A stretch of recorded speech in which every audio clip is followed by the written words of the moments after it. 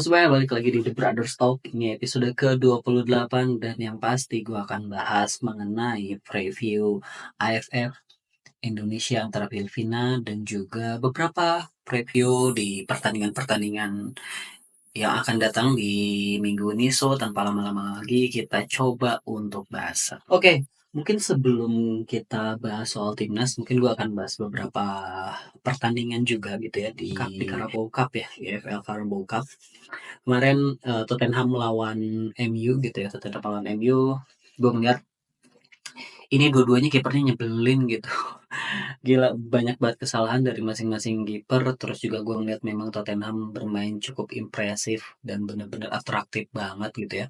Terlebih lagi pemain-pemain yang diturunkan oleh mereka ini pemain-pemain yang memang labelnya adalah pemain inti, tapi di beberapa pemain MU, di tim MU juga sebenarnya pemain inti, cuman beberapa rotasi dilakukan oleh Amorim sehingga dia sempat kebobolan 3 gol, lalu memasukkan beberapa pemain kayak Amad Diallo, Zirkzee, dan juga aduh siapa gue lupa untuk di Kobe Maino, dan akhirnya itu bisa merubah permainan MU, sempat memperkecil kedudukan, namun memang gol dari Son Heung-min dari sepak pojok itu juga cukup luar biasa gitu ya menutup pertandingan, sehingga di sini Tottenham menang 4-3. So buat gue ya ini hal yang biasa aja gitu ya. Namun kita bisa lihat bahwa ternyata ketika dilakukan rotasi gitu ya, pemain-pemain inti Amorim udah kelihatan nih. Kayak Amad Diallo, terus juga Kobe Maino gitu, karena itu benar-benar merubah permainan. So buat gue MU mungkin bisa step up lagi, dan mungkin secara komposisi pemain sudah mulai terlihat siapa yang akan dijadikan pemain inti oleh Amorim. Namun ya secara pattern permainan juga memang sudah jelas banget. Jadi ini ada progres lah meskipun MU kalah 4-3 dari Tottenham. So, kita coba bahas ke pertandingan yang akan datang di Premier League minggu ini. Oke, kita lanjut bahas ke pertandingan Premier League di minggu ini. Ada Aston Villa lawan Manchester City. Di sini gue nggak ngelihat City bisa bounce back gitu. Ini bisa jadi batu sandungan buat City karena bermain di Aston Villa. Cuman kemungkinan Pep Guardiola nggak akan tinggal diam, pasti memainkan pemain-pemain yang memang jadi senjatanya dia gitu ya di musim-musim sebelumnya, sehingga ya kayak pemain Matheus Nunes, Rico Lewis ataupun yang lainnya yang nggak biasa main di posisi naturalnya itu bisa diganti lah. Gue harap sih Guardiola nggak kepala batu, karena ini sangat menyedihkan gitu ya, kondisi MU berada di berada MU untuk Manchester City itu berada di posisi ini dengan kondisi yang sekarang gitu, meskipun mereka memang masih ada di papan atas. Cuman hasil yang mengecewakan di minggu kemarin melawan MU, gue rasa ini harus dibalas di minggu ini.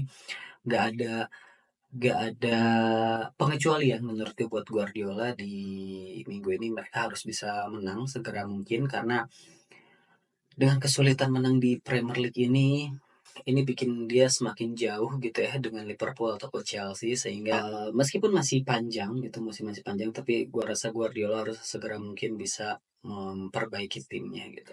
Lalu berikutnya, karena memang nggak banyak pertandingan yang seru gitu ya di minggu ini, ada West Ham, ada Crystal Palace yang akan ketemu sama Arsenal, dan yang di kandangnya Crystal Palace.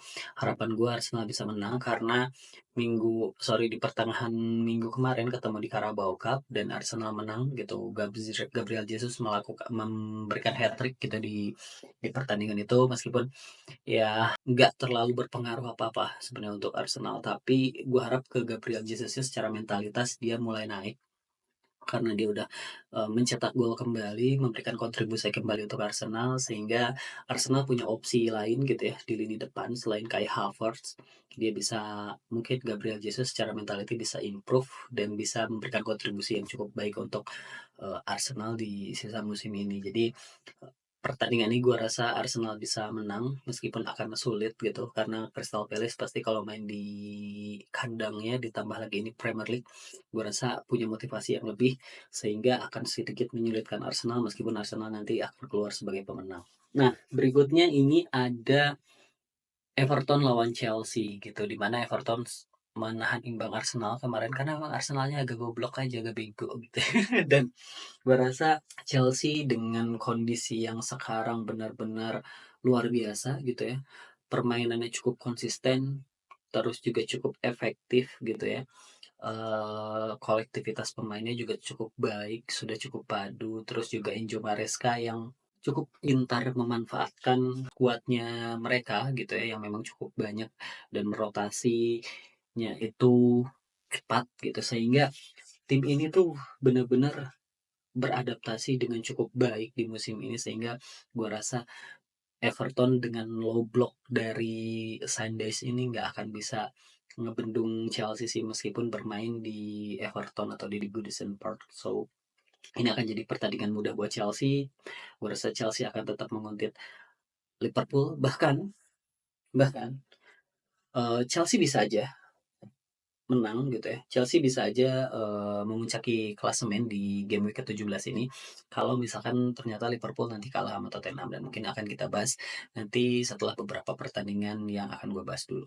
Terus selanjutnya ada MU lawan Bournemouth gitu ya. MU lawan Bournemouth ini bertanding di Old Trafford, dan gue rasa MU bisa menang lawan Bournemouth, meskipun Bournemouth sekarang memang lumayan bagus gitu ya. Sering banget mengejutkan, tapi gue lihat Bournemouth ini mengejutkan cuman main di kandangnya aja. Ketika memang bermain tandang agak kesulitan, dan ditambah juga MU yang lagi benar-benar improve secara mentality. Gue rasa masih masih tetap oke, karena mereka menang di derby Manchester. Kekalahan di pertengahan minggu kemarin gak berarti apa-apa menurut gue, sehingga dengan pemain-pemain intinya gitu ya, pemain-pemain yang jadi pilihan inti untuk pertandingan nanti lawan Bournemouth, gue rasa adalah pemain-pemain terbaiknya dari Amorim sih. Karena memang kan ada beberapa pemain di pertengahan minggu kemarin pas lawan Tottenham itu nggak main full time gitu, dan bahkan jadi pemain pengganti. So ngelihat permainan lawan Tottenham pun mereka cukup bagus sebenarnya, cuman memang terlambat aja gitu ya untuk bounce backnya, sehingga melawan Bournemouth ini gue rasa bukan hal yang sulit buat MU bisa dapat raih 3 poin kembali di Premier League sih. Dan yang terakhir pastinya ada big match antara Spurs lawan Liverpool. Gue nggak heran dengan pertandingan ini, karena biasanya pertandingan ini tuh menyuguhkan pertandingan yang sangat atraktif gitu ya. Saling menyerang, karena kita sama-sama tahu gitu. Dua tim ini punya identitas yang menyerang dan jarang banget bertahan. Liverpool dengan Arne Slot-nya dan Spurs sama Ange-nya. Gue rasa dari 5 pertemuan terakhir pun, kalau dilihat ya, memang secara hasil Liverpool mendominasi dengan 3 kali kemenangan, Spurs 1 kali kemenangan dan 1 kali imbang. Terakhir ketemu itu di Anfield, itu Liverpool menang 4-2, tapi sekarang akan bertemu di Tottenham Hotspur Stadium gitu ya. Yang pertemuan terakhir itu Tottenham menang 2-1 di musim kemarin, dan gua harap ini Liverpool bisa berpotensi kalah dari Spurs. Kenapa? Karena memang Spurs lagi dalam kondisi cukup baik secara mental karena menang di pertengahan minggu kemarin lawan MU gitu ya. Sehingga ini bisa aja jadi salah satu bahan bakar untuk timnya Spurs itu bisa menang di pertandingan nanti lawan Liverpool. Karena sama-sama terbuka sebenarnya, sama-sama bisa dieksploitasi gitu ya, terutama dari apa sisi wingernya Spurs, di mana pasti akan ada Udogie dan juga Pedro Porro, yang kita tahu mereka itu lebih bagus ofensifnya daripada defensif, sehingga mungkin bisa dieksploitasi oleh Mohamed Salah, ataupun di kirinya mungkin bisa aja Gakpo atau Luis Diaz gitu ya. Itu mungkin terjadi, tapi pertemuan atau pertandingan ini akan sangat amat seru gitu kalau misalkan kita lihat pertarungan di lini tengah. Ada Pape Mangsar dan juga ada Yves Bissouma di Spurs, dan mungkin ada Madison kalau misalkan Kulusevski nggak ditaruh di attacking midfielder. Terus juga dari sisi Liverpool kita tahu ada Gravenberch, terus juga ada Szoboszlai dan McAllister. Gua rasa ini akan menjadi pertarungan yang cukup baik di lini tengah. Ini akan menjanjikan sekali pertandingan yang sangat atraktif, sangat menyerang gitu. Gua rasa ini akan jual beli serangan. Cuman kita lihat siapa yang lebih efektif. Kalau misalkan kita lihat dari historical permainan, selama ini yang efektif ya Liverpool.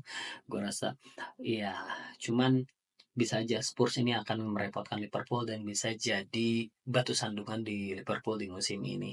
So kita layak banget untuk menunggu gitu ya, akan seperti apa hasil dari pertandingannya. Yang pasti ini akan menyuguhkan pertandingan yang luar biasa sih buat kita semua. Oke, selanjutnya gue nggak akan bahas Serie A karena nggak ada pertandingan yang seru gitu ya. Tapi gue akan bahas La Liga, di mana ada pertandingan Barcelona melawan Atletico Madrid dan Real Madrid melawan Sevilla. Ya, Real Madrid lawan Sevilla, Sevilla lagi kurang bagus, jadi menurut gue nggak perlu kita bahas.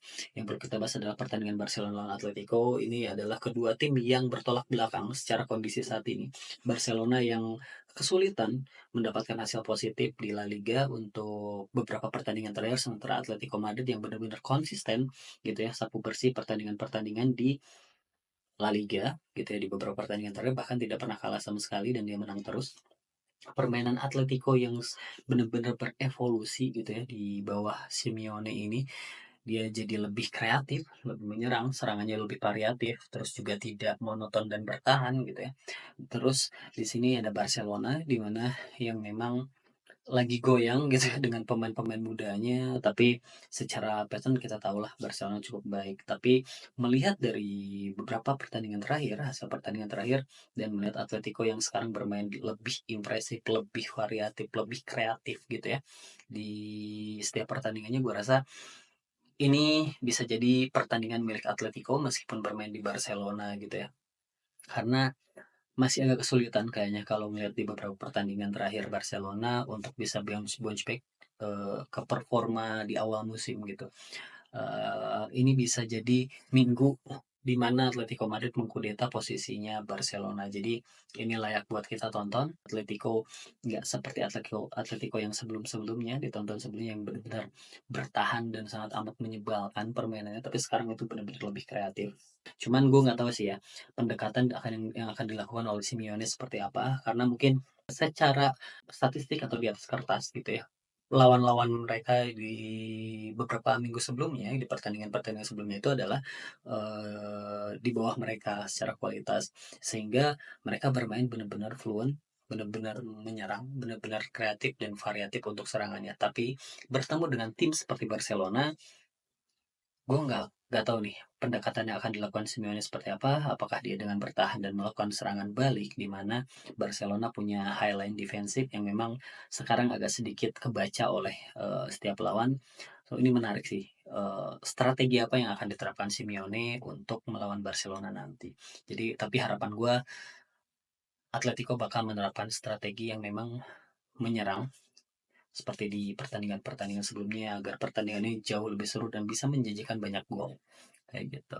Nah, sekarang yang terakhir nih yang pasti ditunggu-tunggu sama teman-teman, kita bahas soal Indonesia akan ketemu sama Filipina, di mana saat ini Indonesia berada di posisi kedua gitu ya, di bawah Vietnam. Lalu ya Vietnam akan ketemu sama Myanmar, sementara Indonesia akan ketemu sama Philippines, di mana Philippines itu di posisi keempat. Kalau misalkan kita ngelihat kondisinya, ini akan sangat amat berbahaya gitu ya untuk Indonesia pastinya. Kalau misal karena Myanmar kan sebelumnya menang nih. Nah kalau misalkan ternyata dia ataupun Indonesia ini nantinya kalah gitu ya ataupun imbang, sementara Myanmarnya bisa menang lawan Vietnam karena Vietnam udah pasti lolos, ini akan berbahaya banget. Tapi dengan kondisi poinnya sekarang, gua rasa Vietnam gak akan ngelepas pertandingan ini begitu aja. Yang pasti Indonesia jangan sampai kalah melawan Philippines. Terus juga Sintayong, harapan gue sih nggak melakukan eksperimen-eksperimen gak jelas lagi yang nantinya merugikan tim kita. Gua rasa harus benar-benar menggunakan pemain-pemain yang memang ideal untuk ditempatkan di pertandingan penting nanti. Terutama di lini tengah. Menurut gue lini tengah jangan terlalu banyak dirombak lagi gitu ya. Cari komposisi yang tepat. Karena beberapa kali kurang tepat secara komposisi gue akuin. Dan keputusan-keputusan menaruh pemainnya agak kurang oke. Dengan baliknya Marcelino di pertandingan ini, gue rasa lini tengah kita bisa kembali lagi, nggak akan separah melawan Vietnam. Jujur melawan Vietnam itu busuk banget dan gue nggak suka.